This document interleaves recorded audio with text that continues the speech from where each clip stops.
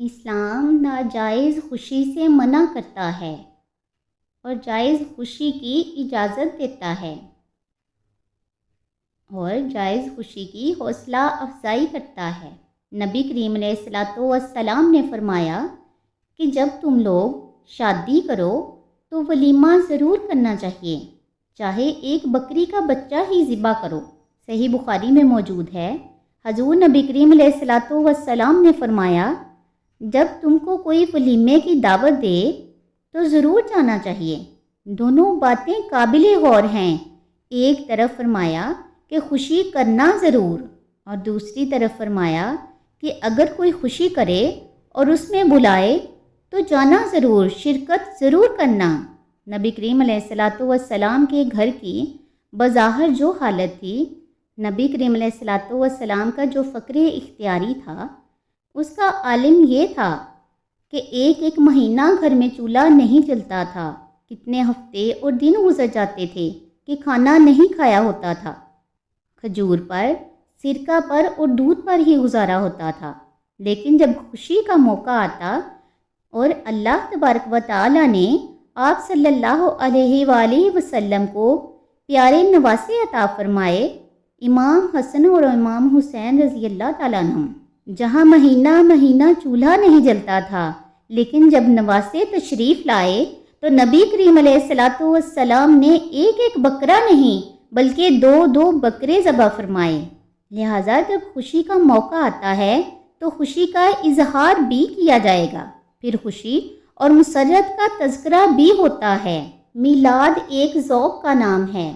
نبی کریم علیہ الصلوۃ والسلام کی ولادت یہ کائنات کا سب سے عظیم واقعہ ہے۔ حضرت آدم علیہ السلام نے اپنے بیٹے شیس علیہ السلام سے فرمایا تھا کہ بیٹے سارا کچھ بھول جانا، لیکن آخری نبی صلی اللہ علیہ وآلہ وسلم پر درود و سلام پڑھنا نہ بھولنا۔ حضرت ابراہیم علیہ السلام نے اپنے بیٹے کے ساتھ بیت اللہ شریف تعمیر کیا تو وہاں پر یہی دعا مانگی تھی کہ اے اللہ میری اولاد میں سے ایک رسول بھیج جو انہی میں سے ہو، اور انہیں ہدایت دے، انہیں حکمت کی تعلیم دے۔ کہتے ہیں کہ ایک شخص جو کہ نبی کریم علیہ الصلوۃ والسلام کے آنے سے ہزاروں سال پہلے آپ صلی اللہ علیہ وآلہ وسلم کے آنے کا انتظار کر رہا تھا، اور اس نے ایک عرض لکھ کر دے دی کہ یہ رکھ لینا، اور اگر تمہاری زندگی میں نبی کریم علیہ الصلوۃ والسلام نہ آئیں تو اپنی اگلی نسل کو دے دینا، اگر ان کی زندگی میں بھی تشریف نہ لائیں تو اگلی نسل کو دے دیں۔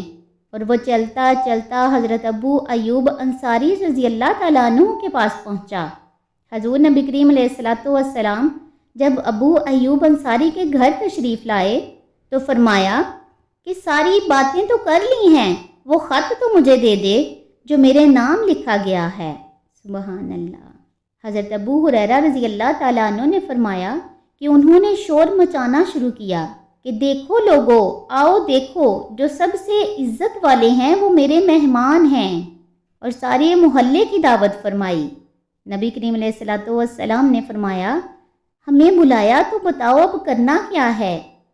تو حضرت ابو ہریرہ عرض کرنے لگے کہ یا رسول اللہ صلی اللہ علیہ وآلہ وسلم، میرے گھر کے کسی کونے میں 2 رکعت نماز ادا کر دیں، میں جب تک زندہ رہوں گا وہاں سجدے ہی کرتا رہوں گا۔ یہ ہے صحابہ کا طریقہ۔ صحابہ نبی کریم علیہ الصلوۃ والسلام کو دل و جان سے چاہتے تھے۔